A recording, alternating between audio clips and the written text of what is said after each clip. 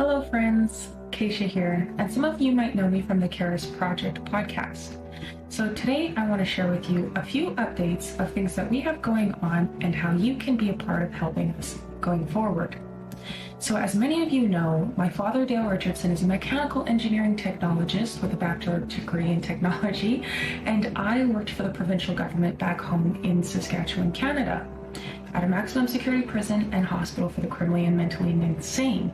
Now, as many of you know, we were exposing the improper contagion mitigation procedures for the COVID pandemic in early 2020, and likewise, how that relates to human trafficking, treason, and election interference in Canada and the United States. And this is precisely why the Caris Project has filed petitions for redress of grievance in the states of Texas, Colorado, and Michigan, as well as the province of Alberta in Canada. Now, it has recently come to the attention of the Caris Project that there was a mother in Colorado who was punished by the courts for trying to protect her children against a predator for being sexually abused and brutally attacked by the father. She's now going to jail and serving time for trying to protect her children against the evils and the corruption that we have all seen the last few years.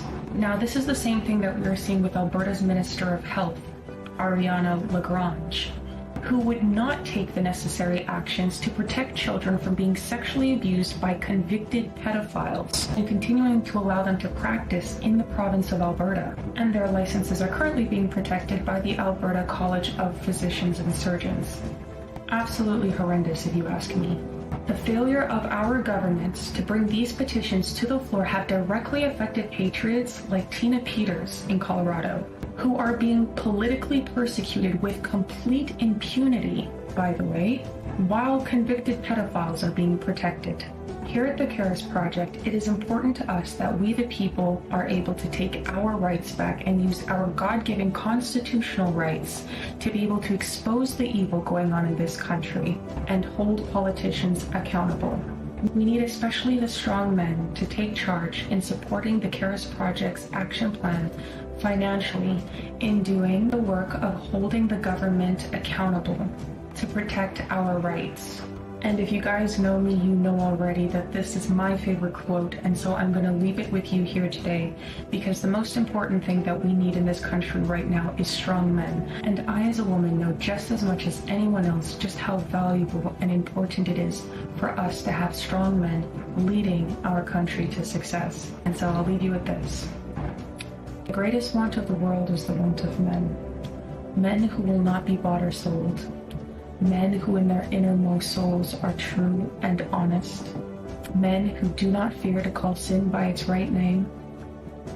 Men whose conscience is as true to duty as the needle is to the pole. And men who will stand for the right, though the heavens may fall. So, my friends, you've heard all that I've had to say today and the importance of the same. As you can see, we have people, strong patriots, and women standing up for what's right and being completely destroyed. Politically, financially, we have good women in this country, good mothers whose children are being completely abused and taken advantage of within the system and even within their homes. And nothing is being done about it. Now is the time to take a stand. The Caris Project has an action plan, and based on all the experience that we've had throughout the years, we have the ability to teach people how to get this done. We need to work together in a time such as this, because our time is limited. Elections are coming up, and something needs to change. The definition of insanity is doing the same thing over and over again and expecting a different result. Now's the time to take a stand, and that is precisely why I encourage you to stand with the Caris Project for we the people. Thank you.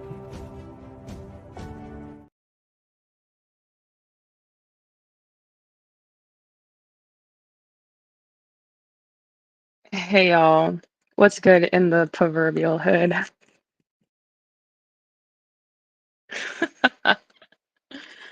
Y'all, I'm so funny, but I'm so stupid. I can't hold you. Yeah, so today it's just me, you feel? And so don't mind me because I'm the producer today. And just me. Guys, it's a crime how funny I am. Um, and today I want to talk to you about Imagine All the Delulu. You know that song from like, isn't it John Lennon? Imagine all the people living for today. Da da da da da. Except it's imagine all the Delulu, okay? Imagine all the Delulu of the women. And I'm gonna tell you why, right? Because right now it seems like there is a boatload of women who just really can't understand that they have no idea what game they're playing, right? And they're getting themselves into a hot mess. And excuse my voice here a little bit, guys, sounding a little bit ratchet, but I'm sick, so that's why I have my little my little lemon tea that I made. It's a bit hot still. I'm sorry. I'm sorry to be drinking on stream like that, gulping all in your guys' ears, but I'm a little bit sick, so sorry. So, yeah, by the way, guys, please share out this stream with whoever you think needs to see it or whatever. And we're gonna talk about some interesting things today. So I'm gonna get the first thing up here. So I seen a few. I'll put it like this. So I seen a few girls talking about relationships and how men are just steamrolling them. And I keep thinking to myself, well, if women are on the same playing field as men, if they're equal to men, then why are they getting steamrolled?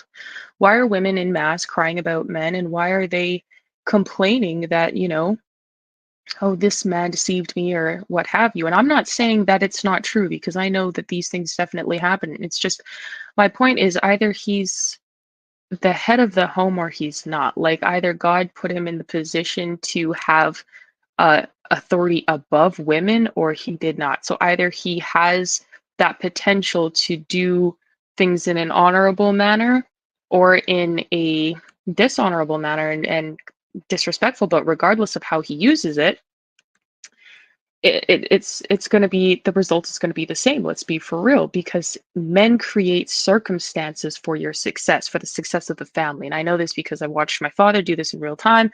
I've talked about this a little bit before on my previous real talk with Keisha. um Dance Monkey Dance, that was the first one. If you know, you know. Shout out to Kai Senate. um that was so funny, I'm not even gonna lie, guys, but anyway, um and it's the fact that men will create environments around women where as women are more reactive, right? So like a man will, again, I've learned this from my father and I've watched him do it in real time. He will create a certain system of events and things around his family so that they can be safe and protected and have peace and prosperity and all these things, right? Um, and if he's a bad guy, he's going to entrap them in that same system and series of events. Like, and the women hit all the checkpoints consistently, but they don't typically end up being able to get out because they they can't they can't see that. They can't think like that. Women need to see you in their face to react to you in real time to get a response out of you, right? They need to see, okay, he's hit this checkpoint, this checkpoint, this checkpoint, all in real time. And so she can curtail the emotional sway or sway the emotional environment of the conversation, right? And she needs to be very much personally involved in a way where she will be more affected. Like, oops, sorry, she's often giving more in that transaction that she's getting, but she does it to a certain end that she thinks is going to be worth it. Men don't have to see you in their face to create a circumstance around you where you will suffer the consequence of it and then hit every checkpoint. And he's just sitting there like 10,000 feet in the air, 40,000 feet in the air, just sitting back, like a cool guy, just like, yeah, yeah, there you go, there you go, there you go. Okay, now that, okay. And then just keep curtailing, just like the puppet master, you know? Men do these things. And I know a lot of women think that men are stupid. And granted, there are men that are stupid. However, just like there are women that are stupid, people can be stupid in general. However, this has nothing to do with intelligence. This has to do with the way that men function as opposed to the way that women function. I'm not claiming to understand the way that men function because I do not. I will never understand the way that men function. I'm not a man. I'm very clearly a woman. Dare I say that in this climate? Although I say that joke all the time, unfortunately, it's very true. The fact of the matter is, it's very evident that this has nothing to do with the intelligence of a man or a woman. It has to do with standard operating procedure. And a man's standard operating procedures to be able to create these circumstances for the success of your family, to be able to mitigate the circumstances of war and hardship and difficulty and all this blah blah blah. Like I can't really speak for them. It's just the fact that I know that they create these environments and systems. I watch my father do this. So women need to realize that this has nothing to do with intelligence, because a lot of times we'll sit down and we'll talk to men and we'll be like, oh, well, this guy's definitely stupid. I don't care what he has to say. Like, he's definitely an artard or whatever. And I could give two kicks about what he thinks. And that might be the case, but that man could very much subvert you and any plans that you have because he sees things that you don't. And you need a man to mitigate the things of a man because you don't think like a man and you're not a man and you will never be a man. So the first video I'm going to pull up here, I have a few interesting videos here, guys. But the first one is this one girl that moved to another place for her boyfriend. And oh my gosh, this was sad, guys. I cannot even, let me pull this up.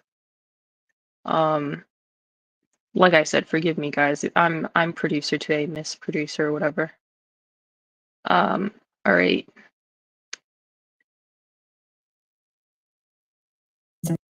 Imagine you live in LA with your boyfriend and everything's going amazing till he says, babe, I want to move back to Texas to be closer to my dad. So you give up half of your career, quit your improv troupe and have a goodbye party. Take off months of work, deplete your savings to pay for movers and drive to Texas. So worth it for the love of your life that wants a future with you because he said so. So you spend a month waiting for your shit to arrive and then another month moving in and building furniture and stuff, and you're so happy till he comes back from a family vacation, sits on your couch with just arrived in the mail and hands you a note that says we have nothing in common and we're incompatible. Oh no, how did I not notice this whole time? 3.5 years of happiness, we've been incompatible this whole time, and that we have nothing in common for 3.5 years. How did I not notice? Wow, what a surprise. Thank you for informing me that this whole time we had nothing in common. So you back up your car with whatever you can fit in it, just getting your grind too hard so we get to back it for you, and then you drive to Florida to live with your mom. I'm sorry, guys. I shouldn't be laughing because that's awful, but the way that girl put together that thing was low-key a bop or a jam or whatever. I don't know what the youth says today, but that was low-key a bop. So here's the problem, right? So this girl, she moves in with her boyfriend, as you guys seen there. She has this improv group. She's doing her thing. They're living in LA, and he says, "Oh, well, I actually want to go move back with closer to my dad in Texas." And it's funny, someone actually said, now looking back at it, I'm actually wondering if he gave her all the signs the whole time, and then she just refused to accept them, and then she just decided, no, I'm going to go and do my own thing and follow you there anyway. But regardless, it doesn't really make much of a difference. The point stands. Women have no business moving in with men.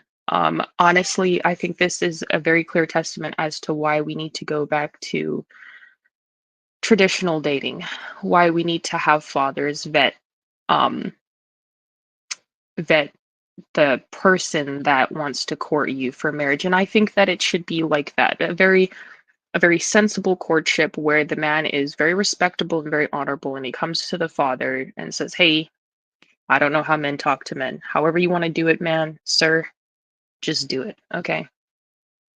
Um but that's what needs to be done, because like I said, women don't understand men, right?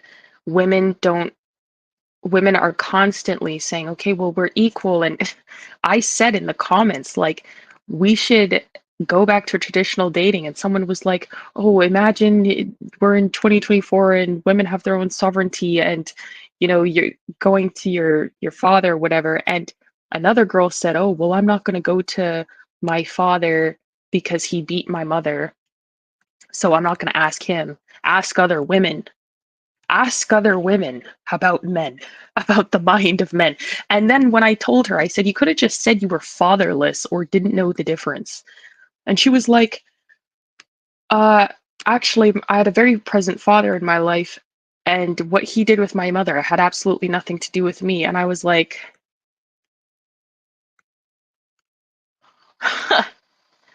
fatherless.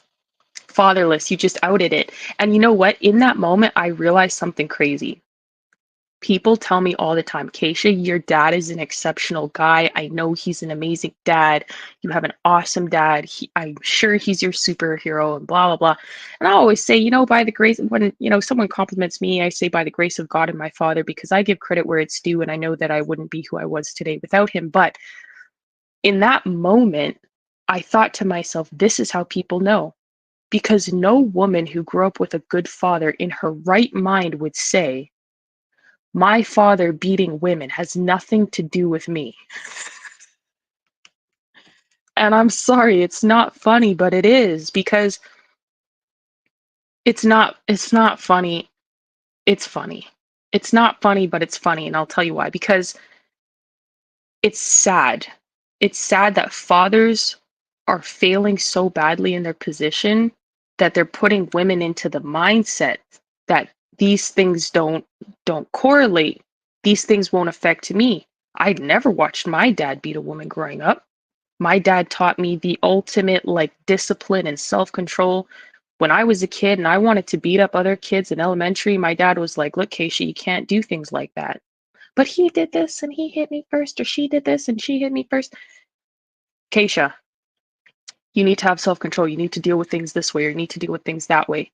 If you want to accomplish your goals long term, this is how you should approach the situation. This is what you should do, because you don't want the immediate gratification, you want the long-term satisfaction. My father taught me the ultimate self-accountability. Everything's my fault, so I have to fix it.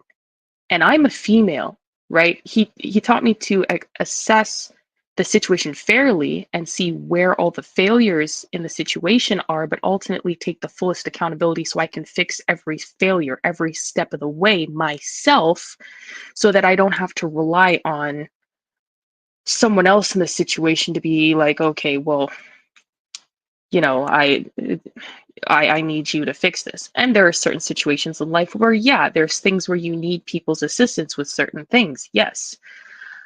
I'm not talking about that, though. I'm talking about things where you can control yourself, how you respond to things, how you react to things, and how you grow in situations. Men, fathers, in that moment made me realize what people were talking about when they were like, oh, Keisha, your dad is amazing. I'm like, I know that, but like, why are you saying that? How do you know that just from talking to me when you never even seen my dad face to face, right? Or you haven't had a conversation with him, but they're seeing the circumstances, I guess. This is what like my brain is kind of like putting it into, like in a female way, maybe like I'm registering that they are seeing the circumstances of the success that my father created for me and around me coming to fruition in real time in my interactions with them as men. Because when I come to certain conclusions, they know that those conclusions are not natural female tendency conclusions. I'm coming to those conclusions because my father outlined those circumstances to me step by step and taught me the consequences of them, and the checkpoints that I would hit along the way, which so that I can register in a feminine way what's going on and how to mitigate it, right? So this is kind of like the difference, because a woman who grew up with a good father, like I said, would never sit there and be like, well, you know what? My dad, he beats women, but like he's very active in my life. A man who beats women cannot be like, he might be there, but he's not a good father. You can't beat women and be a good father. That's just not how that works. What if God is our representation of the ultimate father? What if God like just beat people? Like, just what if God just was just like, I'm just going to beat this person for no reason because I'm angry? Like, none of us would want to serve God. None of us would see the love of God, right? God gives us consequences for our actions, of course, which is normal. He's a disciplinary, he is structure, he is order. That's how men are. He's a protector and a provider. You know, he's a reasonable individual, or God. He's a reasonable God. And our fathers are supposed to replicate that example to us. So if our fathers are beating women, how are you going to believe in God? How are you going to want to serve God? You're not going to want to. You're going to think that any male authority is just terrifying, right? And I seen something online where someone said, that moment where you hear footsteps and you get tense or something because of trauma your whole life. And I was like, what kind of demons were like walking around in some of these children's houses, like fathers? What kind of evil fathers were walking around? And mind you, I'm not just blaming fathers, but I'm just making the comparison. And I know that like a lot of feminist women um, are responsible for a lot of the outcomes that their children are having because of what they've done to them. That's not my point here. My point here is acknowledging the importance of a good father, because I've had an exceptional one. And what I'm watching from women primarily is just the fact that they're fatherless, and they can't even come to the conclusion that what they're saying is delusional. They don't even like, they're in the gap, like they're walking along the bridge, there's a hole, they don't see it, they keep walking, they just drop, they're falling to their death, and they're like, what's going on? And it's like talking to a wall, and I don't understand it. It's very frustrating, I can't lie. It really cheeses me, if I will be in my Canadian frame. It really cheeses me.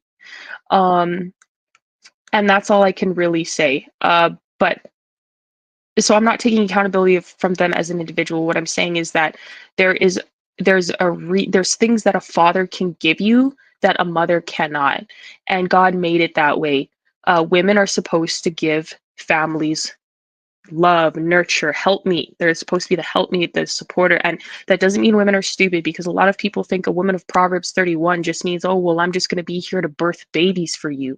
No, this is not human trafficking. This is not like slavery. This is not like you're not like breeding a cow. Okay. Like, this is a human being. Proverbs 31 woman is someone who respects and loves God and her father above everything. And then when she gets married, her husband, of course, and puts her family first, she's loving, she's kind, she's respectful, she gives to her community. You know, she's business minded, so she's good with money, she's intelligent, she has her own gifts that God has given her, and she's using them to do God's work. This woman is capable across the board, okay? Um, just like the man would be in his own way. And her respect for him gives him higher respect in the gates amongst his peers and his friends and his business people, whatever. They elevate each other. They are a team. You shouldn't have a woman next to you that's just trash and garbage, that's not doing anything for you other than breeding children for you. That is like, that's warped. That's warped. Like, on so many levels, it's warped. You're not even using the fullest potential of God's creation of a woman. And this is what we're seeing in families right now, where people are so warped because they have no sense of what it means to be a coherent family unit, a machine that works together, like just operates like a well-oiled machine. They have no idea. And it blows my mind. I'm very with the gestation, I'm sorry, but it literally blows my mind. I'm from Canada. I'm born in Canada. Anyways, so we'll get to the next video. Point there is, don't go back. The point, I'm so sorry, guys. I'm so long-winded. Let me just put the blatant point. The point there is, go back to traditional dating. Dating, first of all, dating is gay. Don't date. Like, what is dating? It's trash. It's trash. If you're interested in someone, go and tell them you're going to court for marriage. Like, I saw a Christian movie the other day my friend showed to me, and I think this is prime. The guy is a farmer. Shout out to farmers. I love Farmer George. Y'all know. Y'all already know what it is. Y'all already know. If you follow me, you know what it is. But I saw a movie. This guy, he was a farmer. He had his family. And the daughter was like in college and she wanted to get married. And all she ever wanted was a family and blah, blah, blah, right? She was dating all these guys and it wasn't working, and they all wanted to be like about something else, and they were around her age. They were young and stupid, and they were trying to be all flirty and kissy and touchy or whatever. And she ended up kissing one of these guys, and she felt really like guilty about it. And she was like, oh, I can't feel at peace, like I'm really enjoying this relationship, because it doesn't put me at peace with God and my father, and I can't enjoy my time with you if I have to feel guilty about my time with you. And I was like, this is the most wholesome thing I've ever seen in my life. I love it. And so, because I feel like the same way, so she ended up going to her father and asking for forgiveness. And he said, you know what, I've been so focused on the farm, I haven't given you the attention that you need to get what you want. And then he used the farm work, sowing seeds, to teach her patience and long suffering and, kindness and all these things, and helping her brothers and teaching them, because she was the oldest sister, she was the oldest sibling. And it was a very beautiful thing. And then this doctor came along who was about 28 years old, and he would have already finished school, and he was a full doctor at this time. He's pretty good.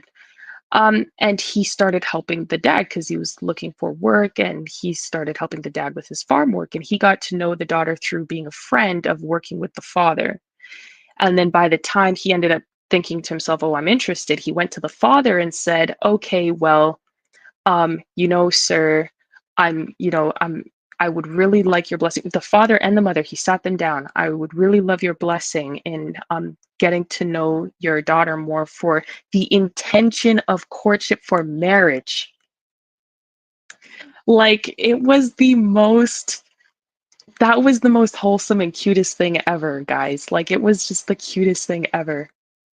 And so the dad, he was like, I think you're a good guy, whatever. Yeah, right. And so they did. They courted. Eventually, they got married and they had kids. It was beautiful. She later died in the series. That made me real sad. But whatever, The point is, they went about it the right way. I'm of the opinion you really should. I personally, everyone has to go with the dictates of their conscience, but I feel really like that to keep a clear mind and everything.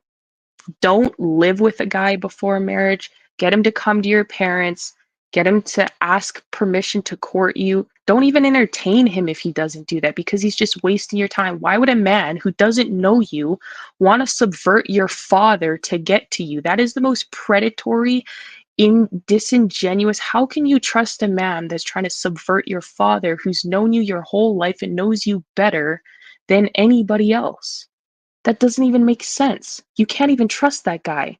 Why would you do that? That is the most snake, disgusting, slimy, filthy thing a man can do. I would never. I can't. Like, you don't want to have a single conversation with my dad. Why are you here talking to me then, you creep? Why are you looking at me? Why are you in my DM? Anyway, so yeah, go about it that way, and I think things will go better. And don't let yourself get caught up in, premarital sex and all this other stuff, or, kissing on each other, like all this. And it's just a distraction.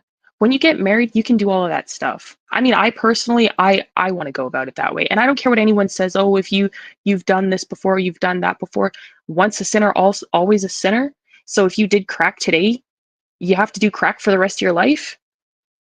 Are you bound by chains to crack? No, you're washed and cleansed by the blood of the Lamb, Jesus Christ. He washed and cleansed you, made you a new person if you choose to walk with him each and every day. And you have that choice. And if someone's determining factor is the fact that you have to sleep with them or you have to live with them, to be with them, and disobey God and your Father and yourself, your own morals, your own integrity, that person is not worth your time or energy. That person has no good intention for you. That person literally is calculating your destruction. Men calculate the circumstances for your success. I told you guys this at the beginning of the stream. Obviously, I'm not a man, like I said, but I've learned these things from my father. So if a man sets you up in a way to go against every single thing that you stand for to please his instant satisfaction, that man is serving the devil, and he does not love you. He doesn't care about you. He wants to hurt you, and it will be a slow and painful suicide that you cause to yourself. It will be one that you cause to yourself because, like I said, well, look at what that girl did. She moved in with that guy. They had that stuff. They went to Texas, whatever, yada yada. Now she's in Florida with her mom. She's not even back in LA. She's starting all over in a completely different place, and God can use everything, blah blah blah. Who knows if she's even a Christian? Oh, even have a father. She said moved in with her mom. Maybe she doesn't have a father. It's crazy to me how many people don't have fathers. I don't know this lady. I'm just saying that, you can have a father and still have fatherless behavior. Let's move on to the next thing because I'm gonna rant on this for the rest of my life. Like the whole stream would just be about this, and then uh and that won't be good. So and okay, so let's look at this one. Um this lady says, you know what? I won't come to that one next. I'll do that one after. So, do you know what's crazy? I'm gonna show you guys this thing about the passport bros. That Lauren Whiskey popped up. Shout out to Lauren Whiskey. I love her page. I love her. She's awesome. So passport bros, shout out to them. They're really having a hard time, it seems. Or at least this guy is. And then expect to find something so affordable and matches. So this is how we are making fire.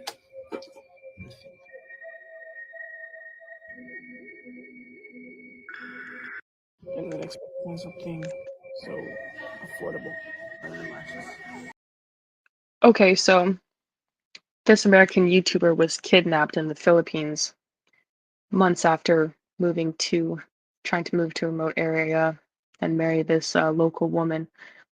If you can search to the depths of like Asia in the Philippines and find a woman that you want to marry, I think you can find an American woman that will marry you. I mean, I don't know. I just feel like if you can do that much searching in the depths of the Philippines and start even learning another language, I don't know. I think there's good girls out here. It's just, are you guys gonna do?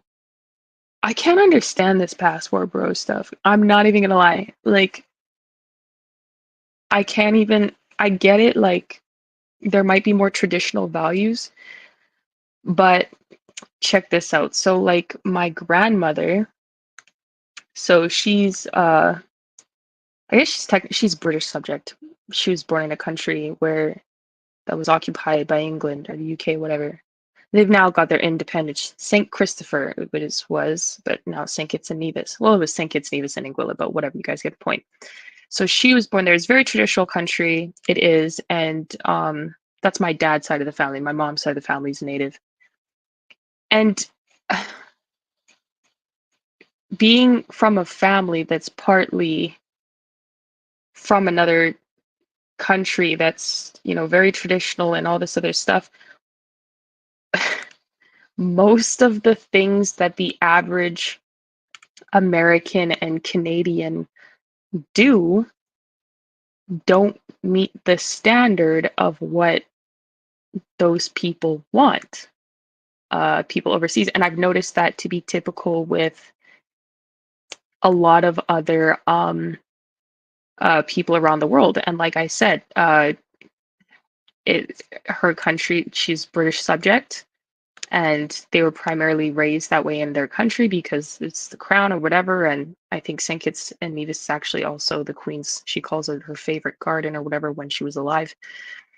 So anyways, their values are very British. And in America, in a lot of places around the world, at least people who have interacted with who are immigrants, growing up from Asia and Africa and other places where the Brits had influence as well. And I can't specifically speak to like how I know that in Philippines it's a little bit different, but the point is like where there is such different influence in those different places, it's strange that Americans would go to those places and think that they would have more rapport with those people on a deeper level. I just don't get it because you're not, if you're, I just don't get it because it's like it's very much a cultural like clash kind of thing. And I'm not saying you have to marry somebody who looks like you or has the same culture as you. It's just like it's going to be, my point is it's going to be very difficult. You're looking for a woman who's going to be traditional and has such traditional values, but the values of the current Americans today the men don't even match the value or the capability or the standard of a man that comes out of those countries and the responsibility that they're willing to take. So it's like, why are you going to take women from those countries when it's like you're trying to get the ultimate benefit, knowing that you don't really even have what it takes to be a man by their standard, but you know that they're going to want to come to America and they're going to want their green card and they're going to want status and all this blah blah blah, so they're going to marry an American. So then they're going to do like the weighing of the scales and they're going to be like, oh, okay, well maybe I'll just do that. And then they do. Not me, I wouldn't. I don't need to. I'm native anyways. But yeah, I just think it's like disingenuous. I just think it's disingenuous, and now I think it's awful that the guy got kidnapped. You're in another country, you're going to do things that, I mean, I don't know, man. I don't know. When in Rome, do as the Romans do. But if you don't know anything about the Romans, man, I don't know. I don't know what you do. On to the next. So this next one, this lady. Okay, so here's another thing that I want to talk about. I don't even understand this, but this is crazy to me. Actually, I kind of understand this. I'm not even gonna lie. I'm not even gonna lie. Um,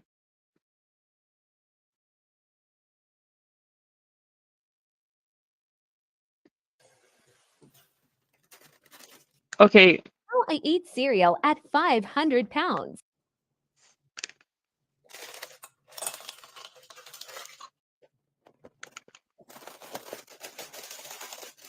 why the ice?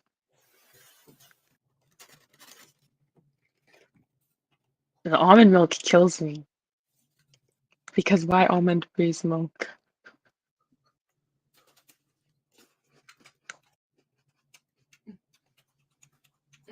Oh my goodness.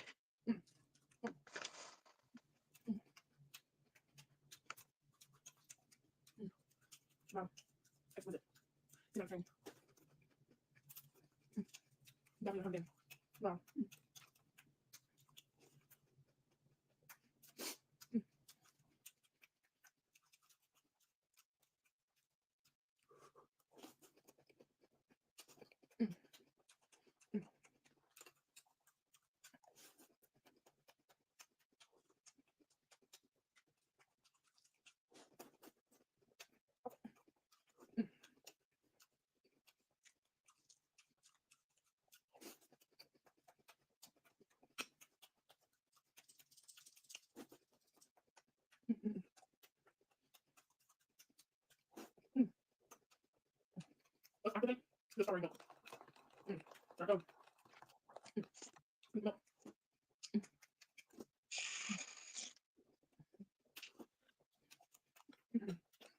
There's no way, man.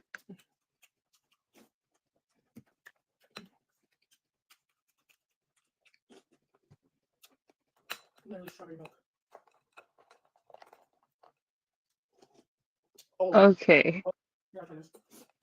What was the difference for that last part? Like, oh my gosh.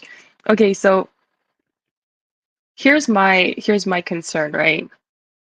So I'm a foodie just as much as the next person, man. If anyone knows me, I love food. Like my dad used to say to me when I was a kid, like when I was born, I was on like a 4-hour eating schedule. So I'd wake up every 4 hours to eat. I'd wake up at like 4 in the morning, even as a kid. Dad, you awake? Dad. Anyways, and I would get food. And I love food. I'm a foodie. I think a lot of people are foodies. However, what's interesting to me, the reason why I brought this up as a Delulu woman, is because she prayed before making this video. And I'm not going to say that, I'm perfect. I'm not a perfect individual. However, a lot of women have no discipline and have gotten to the point where they not only don't have discipline, their gluttony is a sin. They are engaging in a certain sin and then asking God to bless it. Now that is insane to me. That is insane. And I understand, like, sometimes, and I'm not even gonna lie, I've never actually eaten a whole box of cereal in one sitting. I've never done that. Not in one sitting. Maybe like a day or two, like throughout the entire day. Um, maybe throughout the entire day or two. But there have been times where I've been absolutely just starving and I'm just like eating, but I'm traumatized. Like I don't like eating. I'm not even gonna lie. I don't like eating. It slows me down. It makes me tired. Um, Sometimes I get like foggy because of the tired and it's inefficient. I just see food as an inconvenience. I'm not gonna lie. And it's not in a weird way or nothing. Like it's I don't have an issue or nothing. I literally some days will eat almost nothing because I'm just doing stuff all day and I'm just like, yes, I'm getting stuff done. And then some days I'm just like, I'm starving, like, and just eating. And I don't care. Like, I'll eat whatever my body tells me to eat. But that is a different situation. You eat accordance to what your body needs. And I'm very much about someone who, eat intuitively.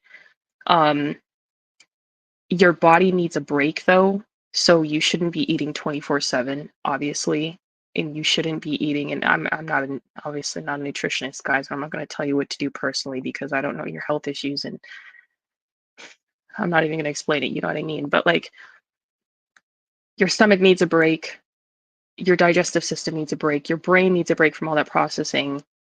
Obviously, your brain is the control center of your body, but the stomach fuels it. And if there's a constant overload in your stomach, then your brain is not going to work properly. That's just how it works. It's like putting water in your gas tank. Is it going to go anywhere? No, you need actual fuel. It's the same for your body. And then it needs a break. You can't overrun it. And so, gluttony, though, like this, where you're just eating and just enjoying eating just to eat, um, no, like you can't ask God to bless the sins that you're partaking in. And like we've gotten to a point where we're not even thinking, we're just like on autopilot, just doing stuff just for the sake of doing it. Um and I think that's a problem because then it takes like you're not thinking about your actions. You're not thinking about the long term. And I don't know, somebody please tell me why um she put syrup and ice at the bottom. I'm actually curious to understand why the ice made a difference because then she stirred it and she was like, so good. I don't know. Maybe it could be good. Maybe I'll try it one day in the future. If if it increases the experience or something, I don't know. Um but yeah, these are the things people have to think about. Women need to start thinking about. it's just a deeper thing in my mind that people are taking the time to, and I'm not just applying this to her situation personally. I just thought it was a good metaphor of an example of how so many people commit sin, and they don't just commit sin, they ask God to sign off on it, and they actually think they're doing the right thing. They are actually convinced that they're doing something that's wholesome and that's going to be beneficial, or something that's not going to harm them, or something that they're just ignoring or trying to act like it's not going to harm them. So I thought that was very interesting. And I see stuff like that, and I think fatherlessness. Like when I see women who are obese and can't control their eating habits and can't control their anything, I just think they're fatherless. When I was in prison, you guys know that I spent some time in immigration detention because I was unlawfully detained and persecuted by immigration and DHS for whistleblowing with my father. And as a Native American, I'm enrolled in a tribe. They didn't have any right to do that to me. But, we live in the day and age where people do whatever they want. So, anyways, I spent that 7 months in that detention. It was maximum security military detention, actually, where they just contracted immigrants to stay in. And I, like I said, I'm a foodie and I eat, but I understand consequences. So, I mean, while I was there, the food isn't that great, so you're also going to be a little bit more hungry. I was eating all the time. Like I ate breakfast, lunch, and dinner, and I was always starving in between because there's not very much nutrients in their food, for one. And I guess also the stress of the situation, I'm not sure. But I was always hungry, and the food isn't also diverse. And a lot of times they were feeding us sandwiches with chips and like tortilla chips and uh mustard packs and something else. It actually got to the point where I uh grew favor for a sandwich with uh with mustard sauce and tortilla chips um in the middle. That was a sandwich, and to this day I think it tastes good now. Like prison will do things to you. But I would eat around the clock, and there would be these like little cookies that they would give us. They would give us like 5 to 10 in the pack, like with each meal. And everyone in the prison would be like, "Hey, do you want my cookies? I'm so sick of these." And they would give me their packs of peanut butter as well. And I would always get apples. And I like some days I would eat like 40 cookies. I'm not even gonna lie. Because I was like starving and constantly tired. But I ran for 4 hours a day to keep my energy up and keep my muscles strong while I was in there, because I was like, I know a whole lot of stuff is going on in here. So, input output kind of situation, you know, some addition and subtraction. If you're going to be eating more, you have to exercise more. But I was exercising just for the energy alone. But considering the food intake that I was taking as well, I also understood my body and the things that I can handle. I understand what my body can handle, and I understand what limits I can push myself to, and what exercises I need to do if I really want to get myself in shape. And I was just doing that nonstop all day, every day. I was teaching English or working out or eating or on countdown sleeping or whatever else, or looking at documents and stuff like that. So if you're going to be eating and stuff like this, if women are going to be eating like this, they need to start thinking about consequences. You need to start thinking about how you're going to actually mitigate those things. You need to think about what you're going to do to fix those things. You need to think of solutions, but a lot of these women don't think in solutions. And that's crazy to me. Like, I can't imagine a world where I actually let myself get to that size. And like I said, I enjoy food just as much as the next person. Um, a lot less these days, like I said, because food makes me tired and I just don't like it. But and I don't eat outlandish food. I don't eat outlandish food. I mean, I've been in and out of shelters and things, and that probably affects the decision or the types of foods I eat. But I don't eat outlandish food. Um, So it's crazy to me that people actually get to these points, and you have to have a very weak mentality, because when you're thinking to yourself like, oh, I'm just going to eat. And I actually fasted and prayed the other day for about 3 days. And I did only water. I actually used lemon water and ginger, a cute little drink. And I started thinking to myself, I was like, wow, there are times where I think I'm hungry and I'm actually not hungry. I'm probably just bored or thinking of something else, and I just go grab a snack. And it's if I just wait a little bit longer, then I'm going to be fine. And I start thinking about, okay, well, what is it that I'm feeling? What is it that I'm doing that is making me feel this way? What is causing this reaction? And what can I do about it? And what can I do about it? I solve the problem, and then I continue like nothing. And you get better momentum, you get better success in that, and you feel better about yourself too, because you're not stuck in this emotional drain. Because when you're just emotional and you're eating from your emotions, then you're just constantly going to the problem is going to weigh over your head, and you're going to get it's the weight of that problem is just going to get bigger and bigger, and you're just going to get way more overwhelmed, and you're just going to keep eating.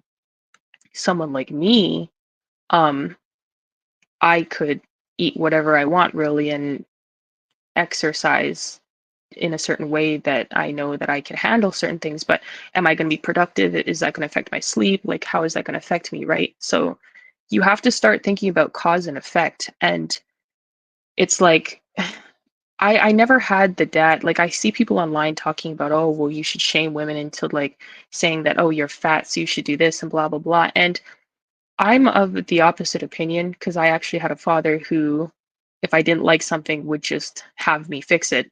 And, you know, there was really nothing else I could do about it. I just had to fix it. There was no excuses. Sometimes he would tell me, figure it out. I'm like, well, how do I do it? Figure it out, Keisha. I mean, he knew the answer, but he was trying to make me figure it out, and I did. So, whenever I didn't like anything, he just gave me the solution. Go to the gym. We're going to do these exercises. You're going to eat this way. Well, what do you like eating? What do you want to eat? Okay, you're going to eat this way. Not with specific things, but like a broader spectrum of things for like protein and things like that, and carbs and what have you. And kind of just did that. But shaming emotional women into the outcome that you want to see is not really going to work, because women are very emotional beings, and shame is actually a part of the process of addiction. Shame actually feeds addiction. So if you actually keep yourself feeling guilty and ashamed of something that you've done, you don't focus on solving the problem. You don't focus on assessing the problem in a logical or objective as possible manner. And you just go back to feeling sorry for yourself. You feel hopeless. You feel like there's nothing you can do other than just be worthless in this area. And you go right back to whatever the addiction may be, whether it's lust, whether it's alcohol, whether it's food, whatever it's going to be. That's what's going to happen. That's just the process. You cannot effectively use shame to make somebody better. You can't use shame to get someone to be loyal to God and themselves. And you're looking at using shame to change a heart problem. Only Jesus can change a problem of the heart. You can't. The Holy Spirit convicts, and we're supposed to. And this is why men are important, again, because men create the circumstances for your success, and they put you in the environment where you can succeed, and then watch from a distance, but then hand you tools along the way so that you can continue to go to the next step and the next step and the next step, until they can watch you like just functioning by yourself in this way, while also not diminishing your capacity or your self-worth or your self-confidence. Because a woman who has no self-confidence, or is emotionally or mentally tainted, she's not going to be motivated by shame. There's only so much you can do, because she might feel a height of, you know um like, let's say, like a rush of endorphins. Let's just say that, like a spurge of, yeah, let's do this, I can do this. But she's not going to stay with it, because as soon as something difficult comes along the way, an actual problem, she's not going to know how to fix it, because you've not given her any tools to fix it. You haven't actually given her the solution. You haven't given her any step-by-step guideline. So then all she's going to do is go straight back to whatever the addiction was, because she's come to a roadblock. And she's going to get, and then that shame is going to come back. And then those words that you've put in her mind to shame her, to make her feel awful, is going to just repeat. You're fat, you're useless, you're trash, whatever. I don't know. It's just going to be there on repeat. And then she's going to be like, I don't know what to do with this information. Oh, well, you know what feels good? Ice cream. Now me, I can only use myself as the example, guys, because I don't know anyone else. I'm the one here sitting talking. Whenever I get to a situation, like I said, when I noticed I was so hungry in that detention and I was tired and all this other stuff, I was like, I just have to start running. Like, I just have to exercise. Like, I don't care what it is. I was doing push-ups, I was doing sit-ups, I was doing squats, but I was primarily doing cardio because that really kept my mind really good. I ran an hour before I walked.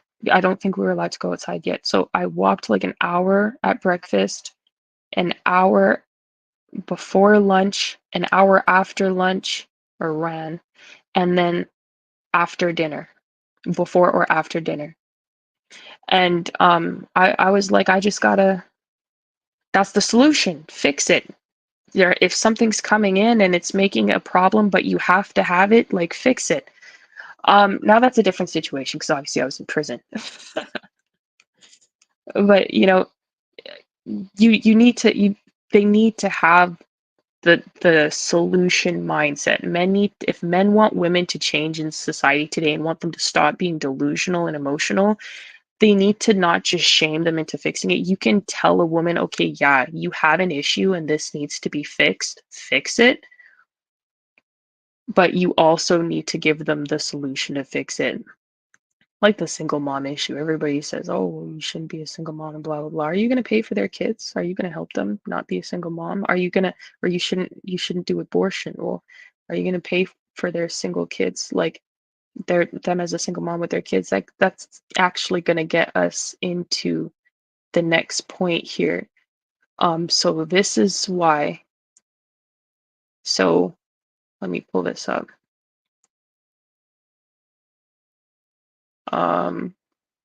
Screen. So the redhead libertarian, she's kind of funny. She's pretty funny.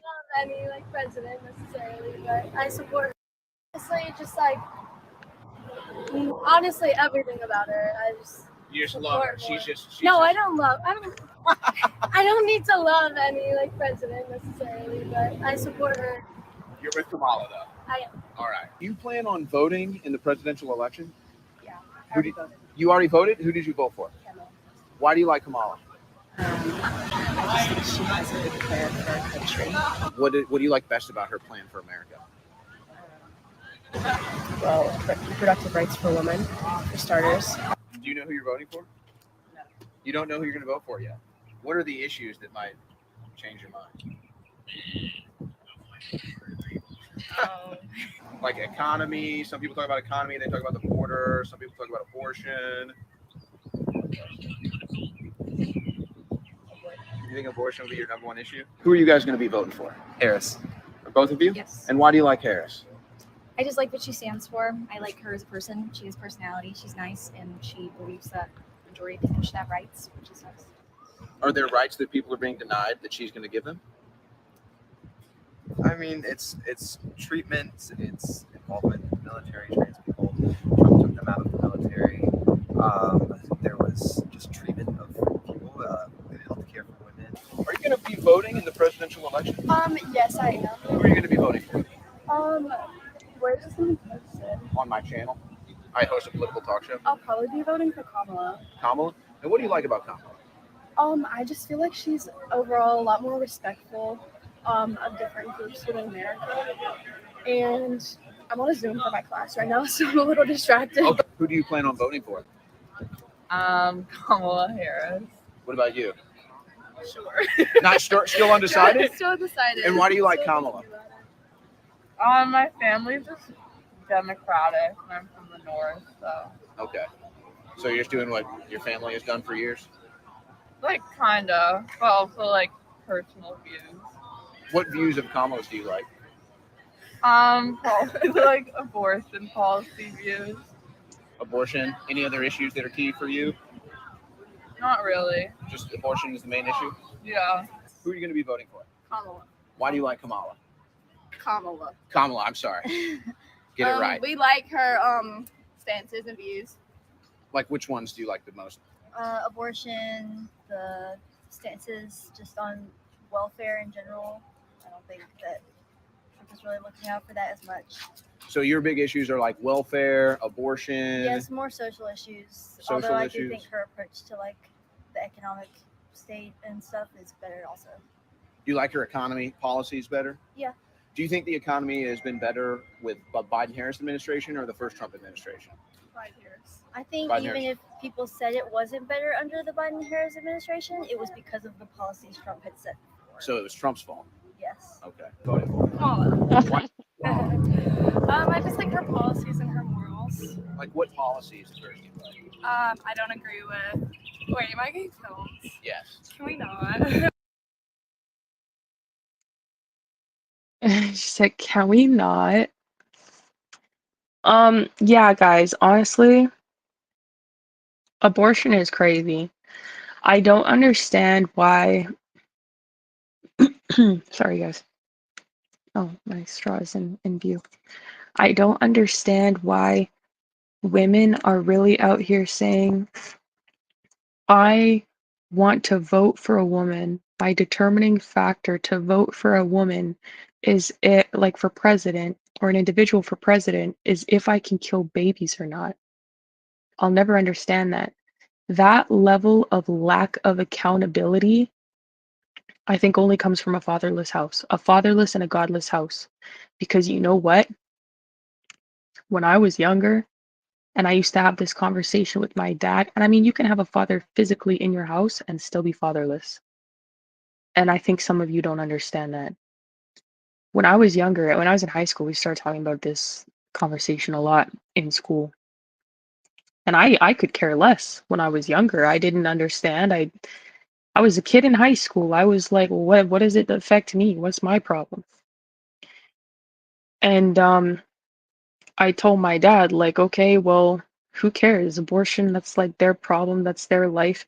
And I was like, if it's not the science, I was very much a science person. This is the science, this is the facts, whatever. I was raised Christian, but obviously, you know, like school, I preferred more of that approach or whatever. And I just asked him. I wasn't sure like what was the better thing to do, so we just had the conversation. I was like, okay, well, this is the science, and you know, in the event if that were to happen to me, you know, what if I did an abortion? And he was like, absolutely not. And I was like, what do you mean absolutely not? I'm a woman, I do whatever I want. You know, like, what do you mean you're gonna tell me no? Like, I'm not gonna have an abortion, I do whatever I want. And he was like, I beg your pardon, not in my house. I was like, where am I gonna go? He's like, not my problem. And I've never had one, guys. I've never had an abortion. I've never had one. But this is just the conversation that we were having, and I told my dad, why would I have to keep it? Like, what if the person just, I gave all the excuses. What if the person leaves me? Why are you having sex before marriage? Oh, shoot. Well, okay. Well, what if I just don't want the kid? Why are you having sex before marriage? Why are you engaging? Why are you not abstinent if you don't want a kid? Okay, well, um what if it was this or that situation? No, man. Why would you put yourself in that situation? Okay, well, all right, my bad. Okay, well, what if I just what if I just think I can't afford it? Too bad. Get another job. I was like, why? He's like, no kid of mine is gonna go and have an abortion and, you know, have and not take the consequences of your actions. He said, why would you put yourself in this situation to have consequences that you're not prepared to deal with? If you want to go out and be a big woman and start doing big woman things, then you need to go out and be prepared to have big woman consequences. If a man wants to come with you and do big man things and have big man consequences, he needs to be prepared to take care of big man things, right? And I was like, well, shoot, then I'm just going to avoid everything like the plague. You know what I mean? Because I just don't want to deal with what I don't want to deal with. And, parents who I think kids who are raised in a home with a father teach you consequences. And of course, obviously, the Bible, he taught me from the Bible perspective, and I knew the Bible perspective. Okay, well, you just don't kill babies. And I agree with that. I firmly agree with that. You don't kill babies. That, like, abortion is murder. Oh, I think I'm on YouTube. Oh, sorry. Well, sorry. Sucks to suck. It is what it is. It's the truth. Um, and that's just my position on it. That is my personal belief, and the Constitution gives rights to babies. Everyone is endowed by their creator with inalienable rights to life, liberty, and the pursuit of happiness. Like, I'm not one to say that a baby, I can't. uh, who am I? Like, I might have autonomy over my body. What about the body of the baby? But on a more logical perspective, aside from that one, my father just told me, look, like, if you don't want consequences, then don't participate in that consequence. So now, whenever I go through life, it doesn't matter what it is. It doesn't matter what I'm dealing with. I now think all the way through as much as I can from the feminine perspective. Okay, what's going to happen if I do this? Am I prepared to deal with the consequence of what's going to happen if I do this? And if the answer is no, I'm just not doing it. I don't care. It could be leaving the house to go out that day to do literally anything. Oh, well, what's the potential of me doing this today? Oh, well, do I want to deal with that? No. Okay, I'm not going to do that. I'm going to do this instead. I just don't want to deal with it. And now I'm a homebody. No, I was always a homebody, guys. I was always a homebody, guys. But that pretty much also makes things that way. And I think that women going on with this attitude is because they've never seen their father assert authority in their home or even explain to them why things should or should not be done. And they just feel like they can do whatever they want. And I don't know how women are out here doing this to men. If you're going to be a cuck in your house, and if you grew up, this is also why I don't understand the passport guys, the passport bros, because if you grew up being a cuck in your own house and watching your father do that, you're going to go to a traditional woman in another country and you're going to do the same thing. Like, you're still not a man. Like, marrying somebody from another country doesn't make you a man. And I'm not saying that's all men. I'm not saying that, like, because some men are, like, not all men are bad. That's not what I'm saying. I'm just saying, like, if you're not a man, you're not a man. Like, it doesn't matter what country you go to. Like, men are universal. Men are men around the world, and men speak in respect and actions. That's what my dad told me. So if men predominantly speak in respect and actions, and you don't know how to be a man, then you're still going to fail in your duties to a woman somewhere else. She's just going to allow you to do it probably a little longer because she probably wants something that a man in her country can't give her. That a lot of those women come over and they sleep with other men. And I know because I was sleeping next to those women at night in the facilities and they were telling me how they run game on people. I would go back and tell my dad, like, Dad, can you believe this? Can you? And then my dad would be like, I'll tell you right now, this is happening when that happens. And this is how women end up in body bags or in garbage bags in a dumpster somewhere. And I was like, true. All right. Um, so there are consequences for your actions. And in life, whether you like it or not, and even if you go out and have an abortion, it's not gonna go away. Like, a lot of people don't talk about how it affects people mentally. I know people who had abortions, and they're not okay.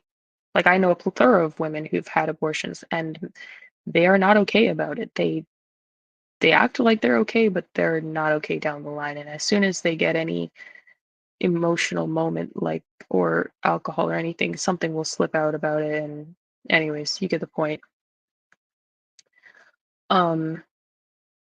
Next video. This one really bothered me, I'm not gonna lie. I couldn't believe this when I saw it. I could, but I couldn't at the same time. So this is from Boondocks, and yeah. Granddad, these are gangsta-licious shorts for Wait, what the hell are you wearing? Is that a bra? What? It's just a wife beater. Wear your pants. Why are you wearing a skirt? No, Granddad, these are gangsta-licious shorts for thugs. See, they got an extra flap with a pocket, so you hide what you want to hide from the police. Kinda hot, right? You want me to see if he got your side? But you carry the purse. What? Come on, Granddad, this ain't no purse. It's a gangsta-licious man bag. What's wrong? Nothing.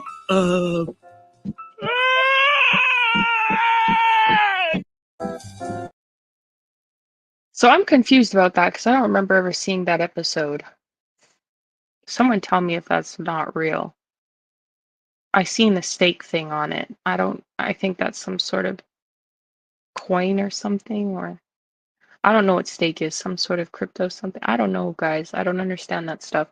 But I'm not sure if that was a real episode. It looked real. I don't know. But the fact here is that right there, and someone said Boondocks predicted this from like time. And that's really sad because men who it's a real episode? Someone said it's real. That's insane. Hey Jehu, thanks for joining the show. But what's crazy to me is that this is what happens when fathers are not in the home.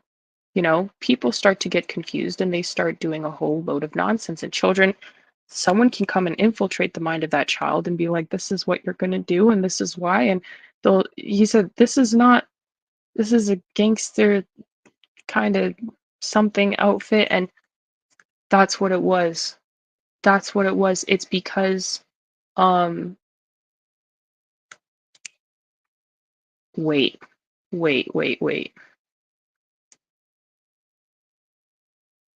This is why I saw it.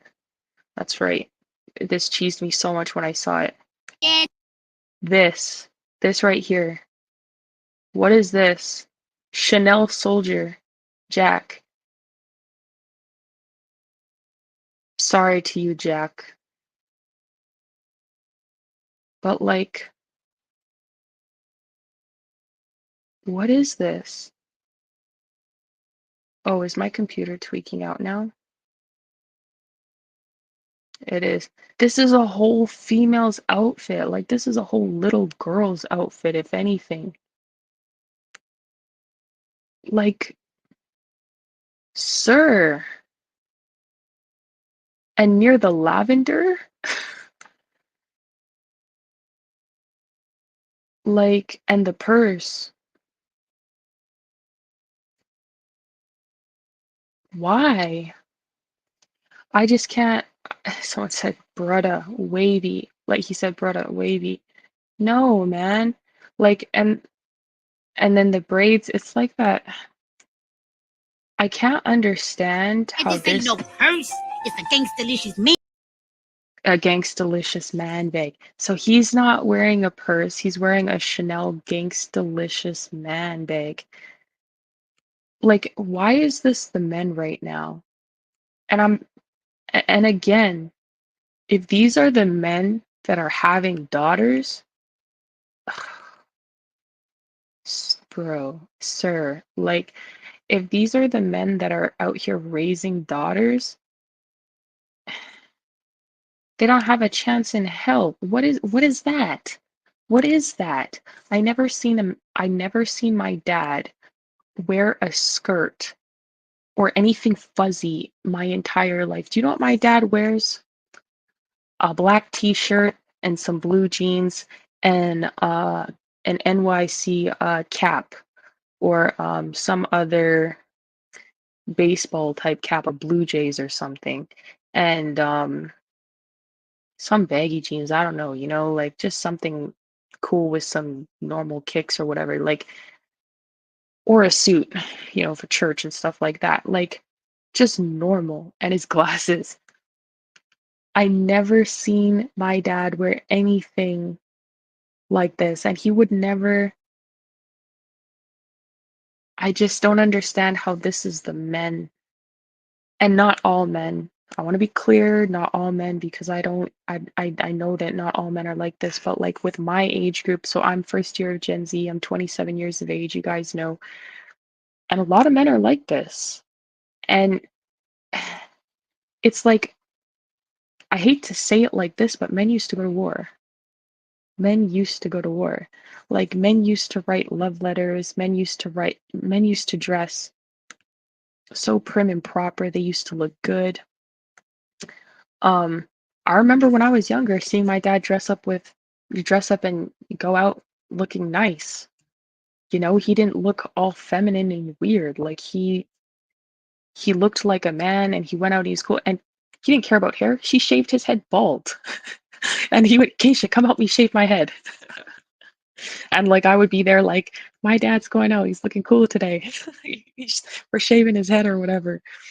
Uh and like but now it's like imagine you have a dad, you grew up as a little girl, your dad's wearing dresses and he's like painting his nails or he's wearing the same pigtail braids as you or just braids in general, whatever. And some braids look nice, whatever, not all guy and some men are more effeminate and some are more masculine, just like some girls, but not in a I don't want to say it like that. I don't know what the right word is. Not all men are I guess I could say some men are alpha, sigma, beta, whatever, if you want to say it like that. Not all of them are super like uh in your face like alpha, maybe is what I should say. But effeminate men, that's just no. The point is, yeah, some hairstyles are different and that's cool, whatever, but how are if I see a man like that, I'm not if you approach me, I'm just gonna ignore you, like, or I'm gonna be very nice. I'm gonna try to be really nice about it, but I'm gonna be annoyed because I'm gonna be like, how did you think that someone like me would want to would blend with you? Like, not even that would want to. How did you calculate in your mind that these two things would blend together to create a good picture? It's like water and oil. Like those things just really don't go together. And I think that's what we're dealing with a lot today is a lot of men who women are very delusional in this way as well. And we are talking about women, but these are the type of men raising women. So this is my point. Where women obviously don't understand their sexual marketplace value, and people talk about this all the time, whatever. But um your father is going to help you understand what kind of man is going to be best for your success and what kind of man you should focus on uh, your attention to. And your father's obviously going to want someone who's going to protect you even better than they could, or at least give you equal or more value of love and protection that they've given you. No father wants to give his daughter over to someone who isn't at least going to put in the effort to do what he's done for his daughter. That's just nonsense. That's a man who doesn't care, right? At least in my experience. I mean, my dad would never want me to be around someone who's not going to at least try to give me what he could. Um, but men today as well are equally going after women who they look like that, and they're going after women who they know are not like that. And a lot of women today who are fatherless or maybe just have issues or whatever the case may be, a lot of them fatherless, we'll be honest, whether in emotion, mentally, or physically fatherless, they'll go and date these men, have kids with them out of wedlock, whatever, or maybe they'll get married to them and have kids. And like the other girl said, We were together 3 years and we were incompatible. How could I not notice? Um, and unfortunately, some of these people have kids with them and they don't notice, right? And then those men are the ones and those women are the ones raising those kids. It's like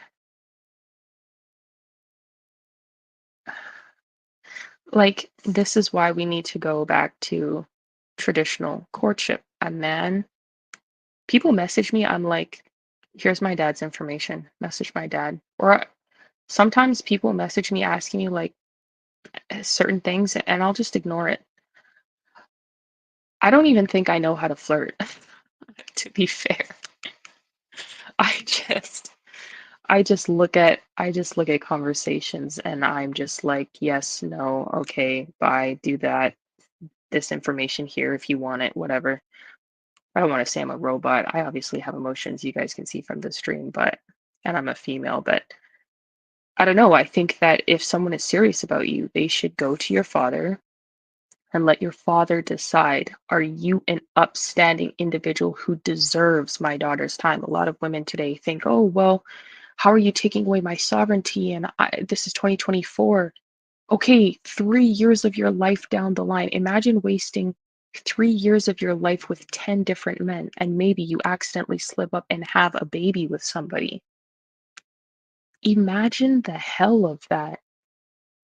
Instead, you would do that or ask a boatload of other women who have no idea and who are coming to a bunch of conclusions that probably aren't even real, and they have no idea what they're talking about because it's men and they don't understand men, as opposed to just letting these guys sit in front of your father and be like, like the one guy from the movie or whatever. And men have done this with my dad too, but I obviously wasn't there during the conversation. So, um, go to the father and be like, "Hey, I'm interested in courting your daughter for marriage. Can I have your blessing with that?" And they give blessing or whatever, however men talk. And then by the time the guy went to the girl and said, "Would you be okay with getting to know me more, for me to court you for marriage?"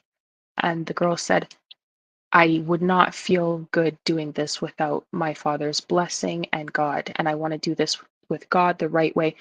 And the guy said, "I already got your father's blessing. He gave it to us. So if you're okay with it, then let's proceed that way." And she was overjoyed. I think that is the most wholesome and sweet thing that you can do. The movie's called Princess Cut, and there's a series, Princess Cut, Hearts of Fire, something. There's like 4 of them or something.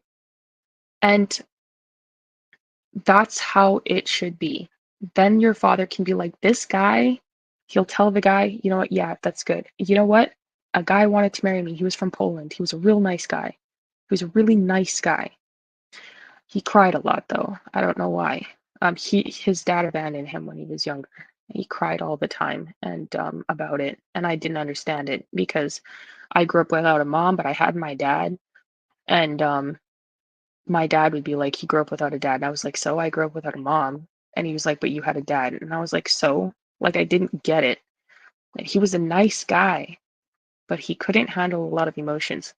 Um, and there's a lot of things that he just did that I didn't do or I wouldn't do.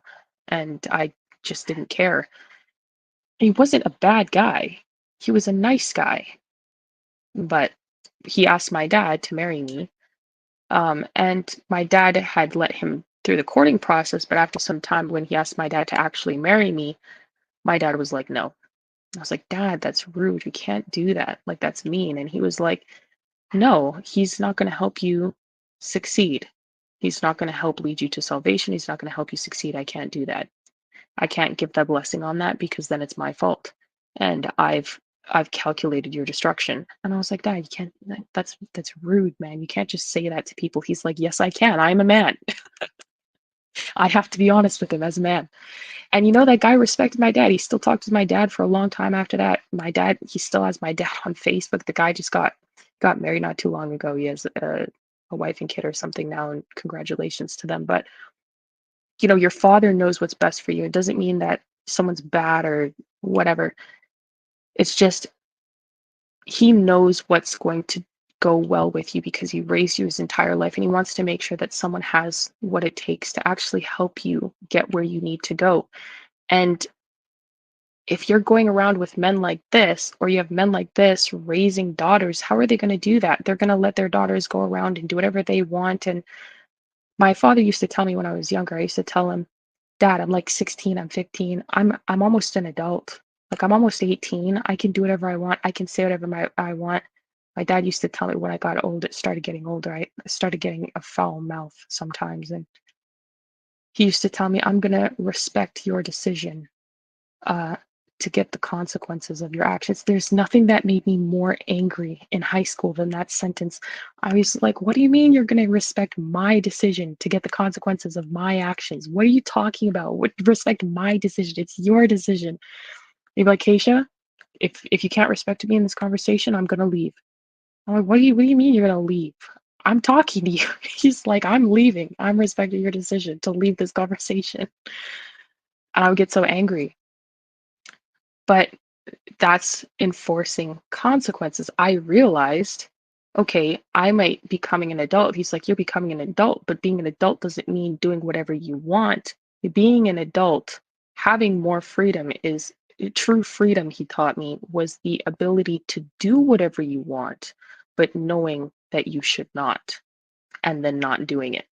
And not so much knowing you should not, but choosing not to, genuinely wanting to choose not to. I can do whatever I want, but I'm not going to. I can smoke, I can drink, I can do drugs, I can party, I can go out and sleep with 10 billion people, I can whatever they're doing today, on the level of degeneracy, whatever kind of degeneracy, I can do whatever I want, but I'm going to choose not to. That is true freedom.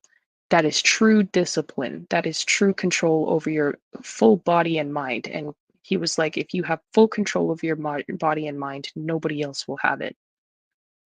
If you let anything, your tongue control you with foul language, your lust, your drugs or alcohol or whatever, partying, sleeping around, whatever people are doing, if you let any of those things control you, then you don't have freedom. You're a slave. And I was like, huh, okay, well, not me, buddy. Not me.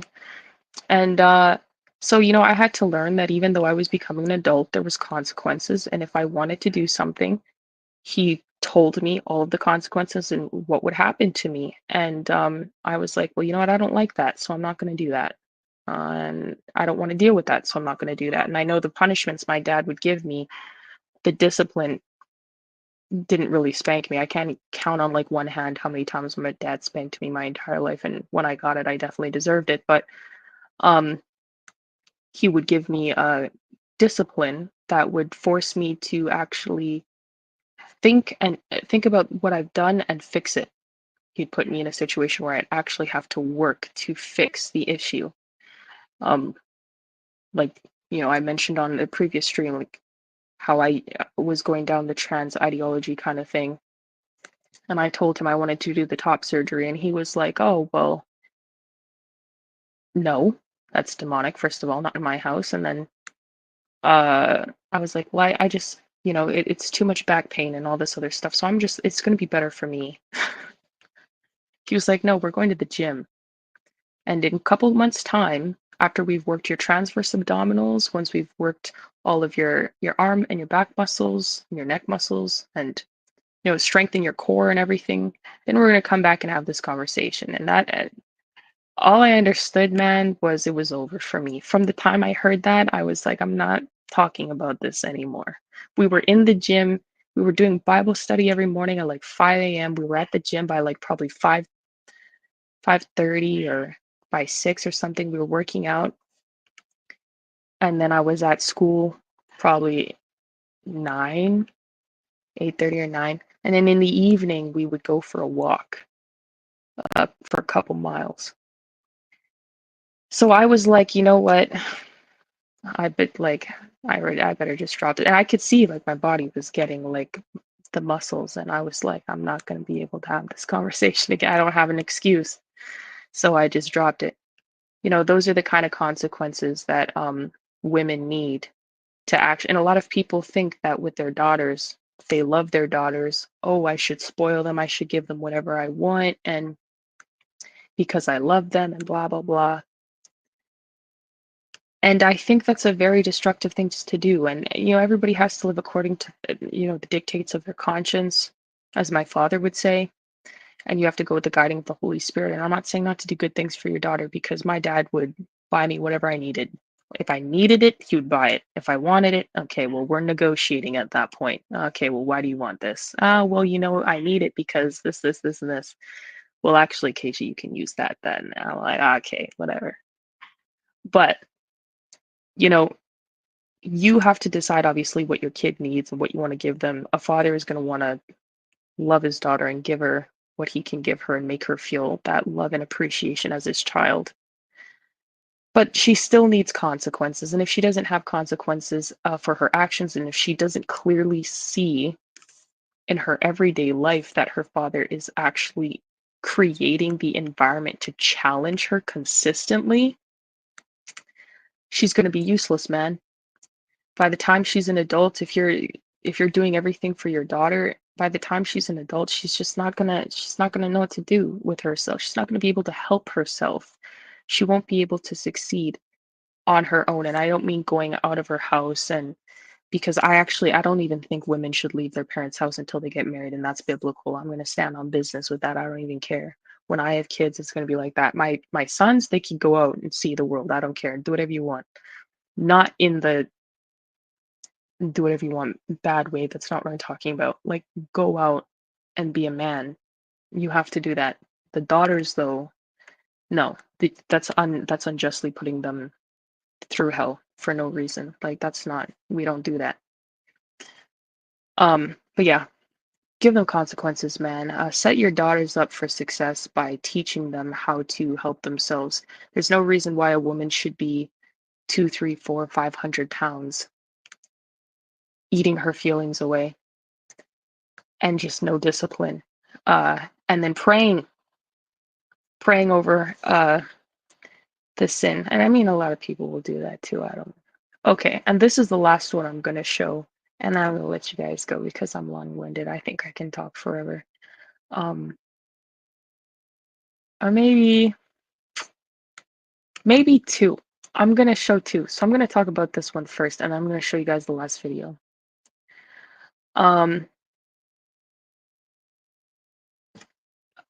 So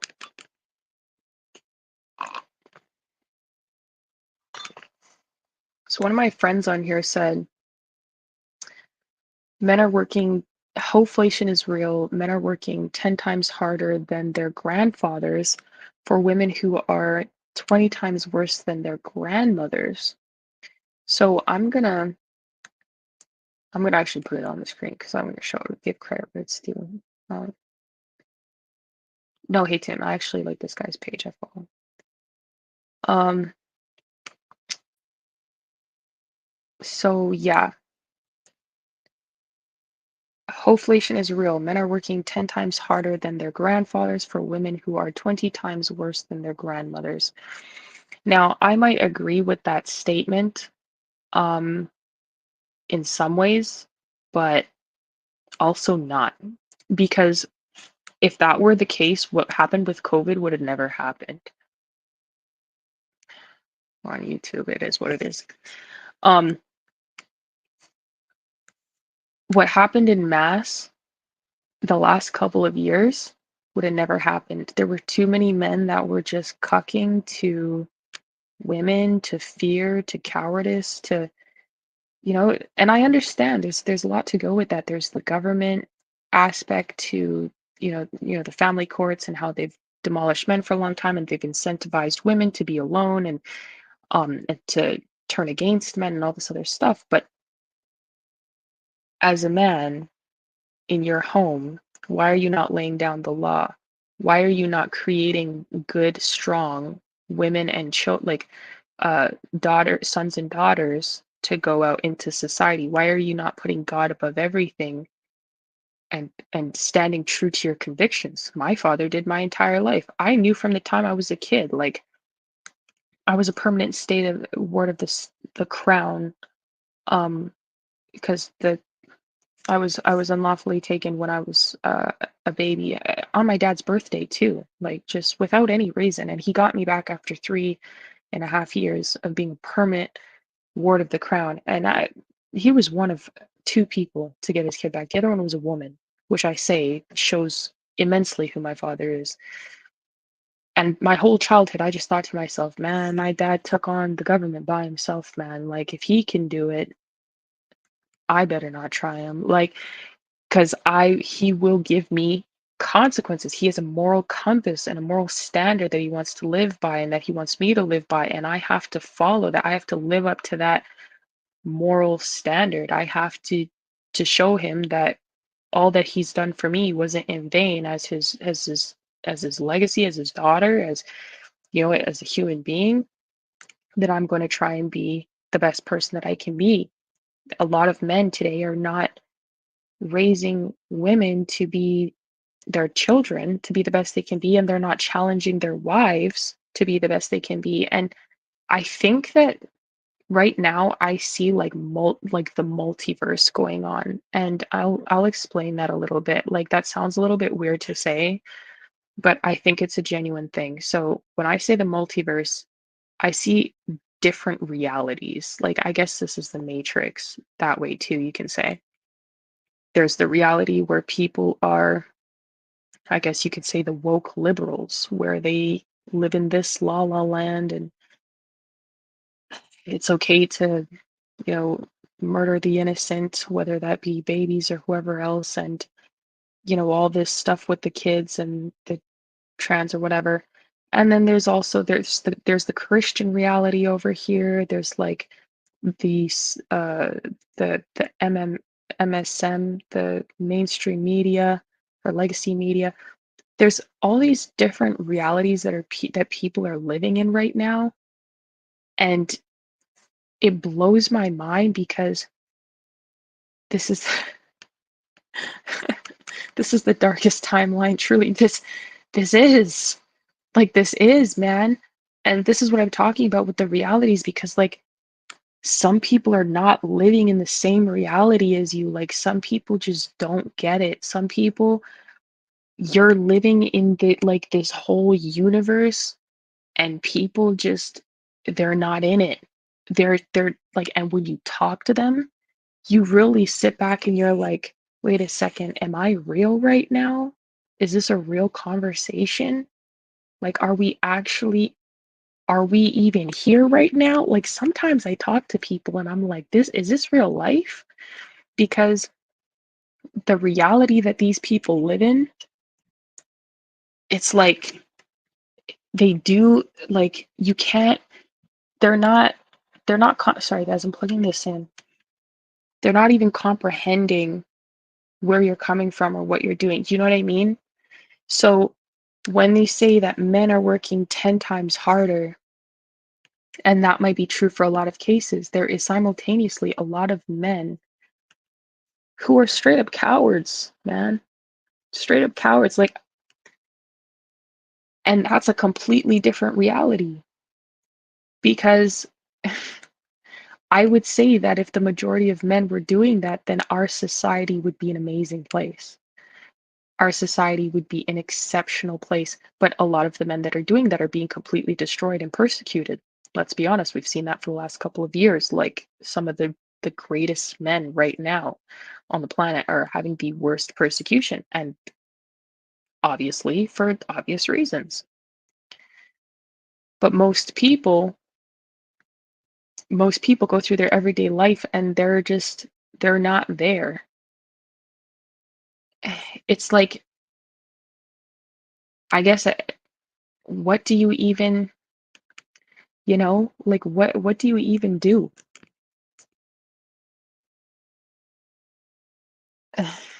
10 times harder than their grandfathers.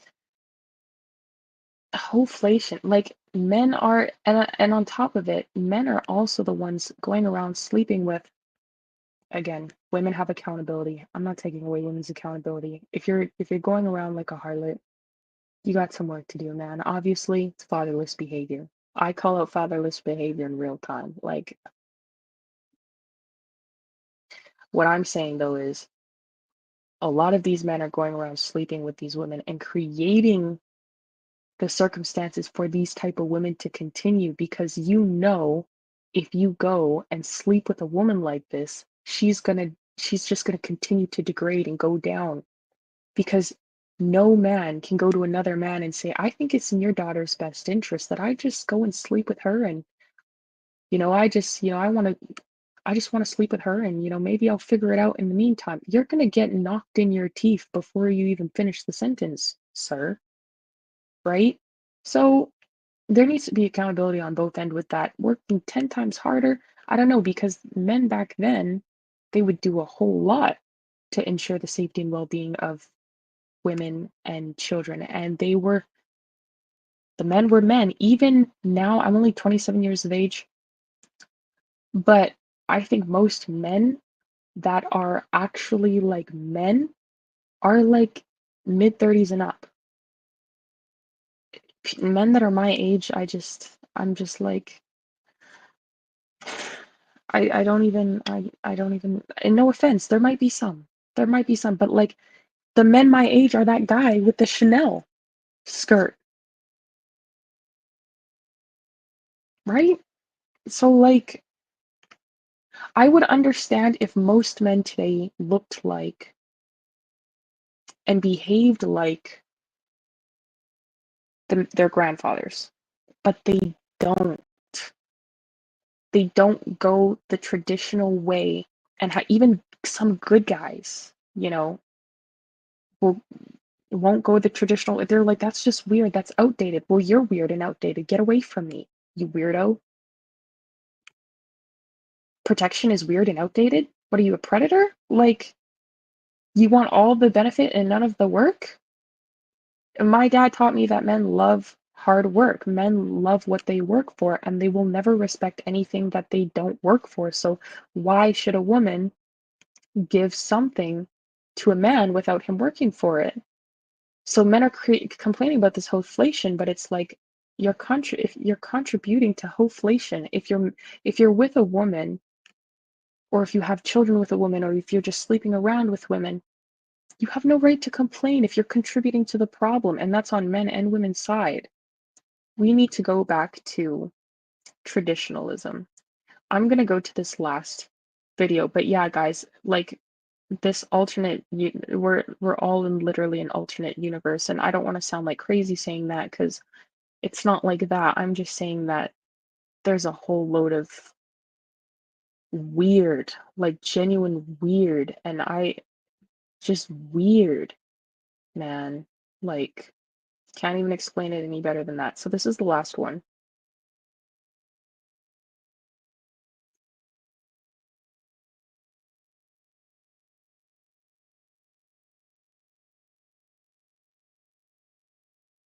This guy's, I think they're talking about accountability.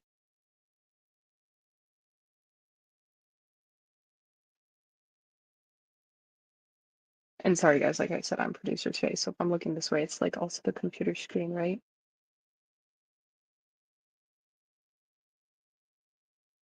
Okay.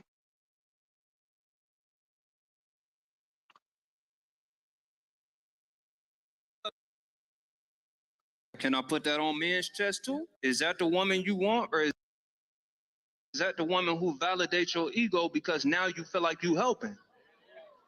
Big dog, some of y'all be out here with up women just so you could say you fixed something. Just for you could say you leading something. Just for you could say you built something. Because a woman who got all her own together, you can't come in and have a plan for her. You feel? Nah, hold up. This because what I don't want this to turn into is like y'all feeling this about men. Let me talk to my for a second. Fellas, this idea that you have to have a plan and a way, say that plan and way for a woman who already on her way somewhere, cuz. Y'all be too cool carrying dead weight and justifying it off you being a man. Y'all too cool with women who ain't got for you eating off your plate just because you got a plate to provide. And then you that's complaining 15, 20 years later about how women don't appreciate this. No, my You got with a woman that was never grateful. She was needy. You got with a woman who needed it, and you happen to be my G. You happen to be. That don't make you no solid dude. That don't make you no stand up. That make you just like these women we be talking about that don't got no boundaries, fam. You just don't value your wallet enough and don't value your hard work enough to guard it from women who ain't worth it, Brody. Man said, Brody, you ain't worth it, Brody. Okay, so I'm obviously not a man, right? So the fullest extent of what he's talking about, I can't really come at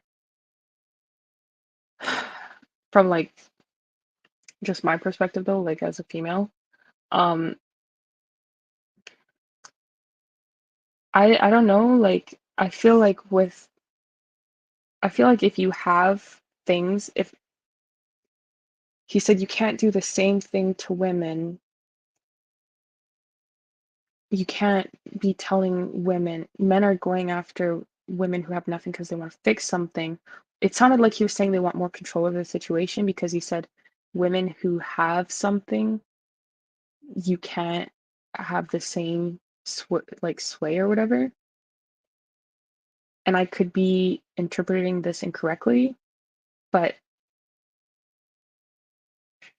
it doesn't matter like if a woman had $1 million or $0. If you're going to a woman, if you're going to a woman and her father or parents or whatever saying, I want to court your daughter for marriage, um, it doesn't matter if she has $1 million or zero. She has to respect you and submit to you.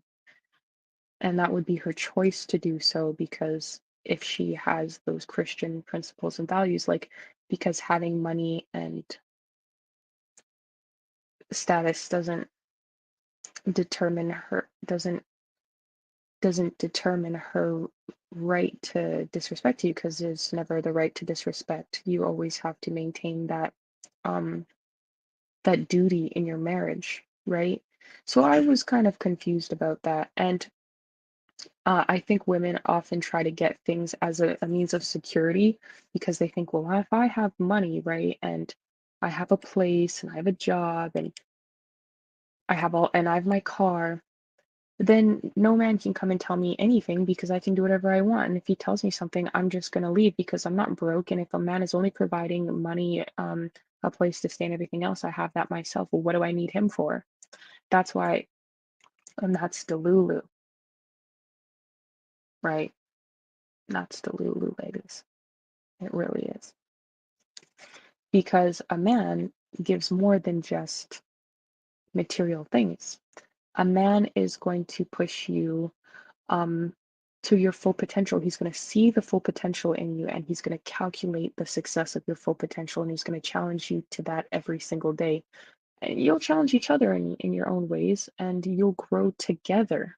And it's not challenge in a way of competition. No, they're challenging you to be the best that you can be by helping you along the way and giving you those tools to do that, while also, making sure that you have the environment where you are capable to do that, creating that peace and prosperity for you, and in a way that women can't, in a way that women won't see. Um, an example, um, on one of the series, one of the girls, she reported this guy to the police that was across from her because he was beating his wife, and she called the police because he was like, he's gonna unalive her. And the police guy came and he ended up talking to her and eventually he came back and asked for statement and stuff anyways. They ended up being kind of like friends or whatever. And then they started talking and turns out that they actually let the guy go because the justice system was faulty, whatever. Go figure. And she was like, you told me I'd be safe, blah, blah, blah. And now I have to leave my place because they said that she was also going to be evicted.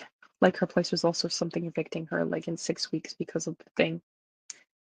And she was like, what am I going to do? My job and everything. And he was like, well, look, I have this person that can help with that. Like he ended up getting her an interior design job and he's like, let me fix it.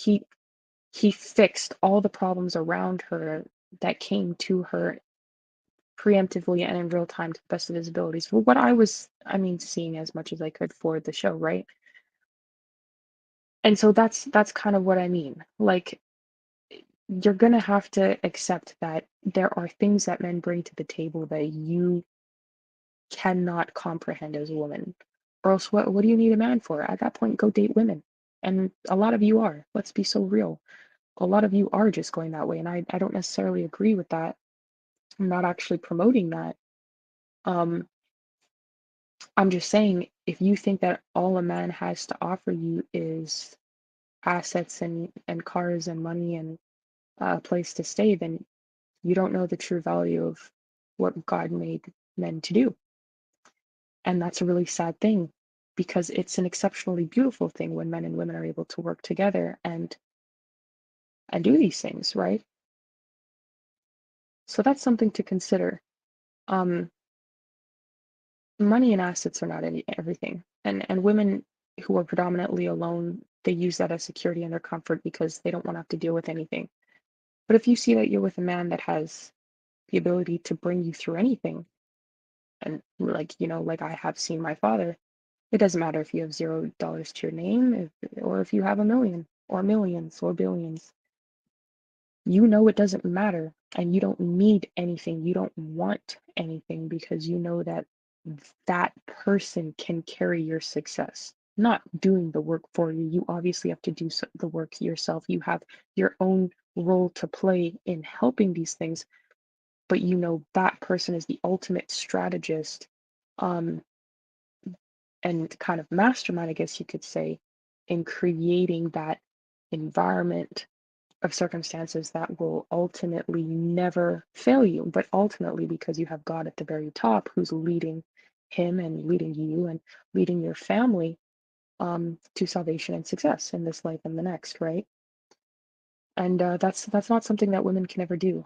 If women would try to do that, they would just collapse. Honestly, they would literally collapse. And I know, because the amount of work that I see my father doing and the type of work I see him doing makes my brain bleed. I say all the time, like, the difference in uh, like their ability to compartmentalize, where you might have uh, every light, 999 lights out on a light bulb, but they're functioning on the one light bulb. Whereas women, they will have one light bulb go out, and man, it's the whole tree's dark. There's no Christmas anymore.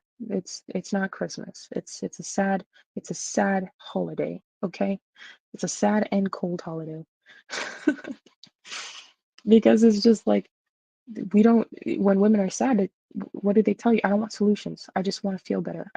I know the solution. No, actually, a lot of times you don't know the solution. You don't know the solution. The solution that you're looking at is in front of your face, and how to make you feel better instantaneously.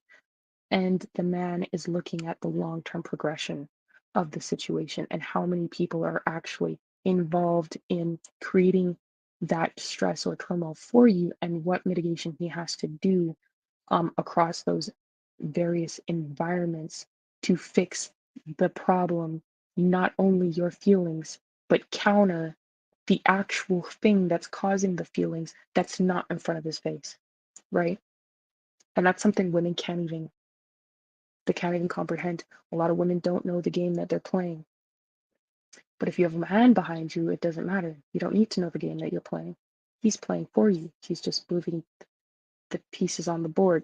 Some of you might understand it if I use the example of Nick Fury with Black Widow, Natasha Romanoff, where if he needed to get a job done, he would call her and he would make the plan and send her to do it. And they were a rather good team, but he was the one moving all the pieces on the board. He just knew that she was the piece that was capable to conduct everything that he was moving, to actualize his plans in real time, right? So that's the thing. I guess that's what I'll say about that. That's what I'll say about that, guys. imagine all the Delulu today, women. We are in a very sad state today, guys. I'll close here. You know what, actually? You know what?